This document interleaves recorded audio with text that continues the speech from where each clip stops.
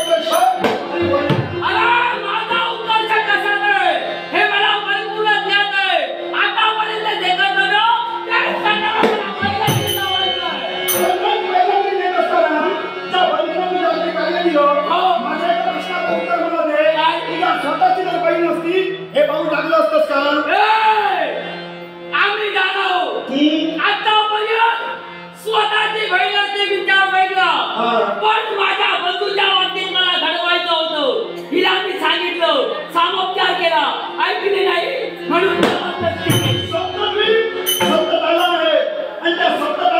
प्रत्येकाला प्राणीमात्राला विशेष प्राधान्य दिलेलं आहे. मग तू का वावरतोयस, अभिजानानं का वावरतोयस? तेव्हा एक लक्षात घे, काय जीवनाचं हित साधणं हे आपल्या हाती असतं, दुसऱ्याच्या हातात कधी नसतं. आणि सर्वात महत्त्वाचे आहे हे आपण ठरवायचं नसतं. तेव्हा पण या परिस्थितीच्या बाबतीत जो विचार केला त्याला फायदा घेण्यासाठी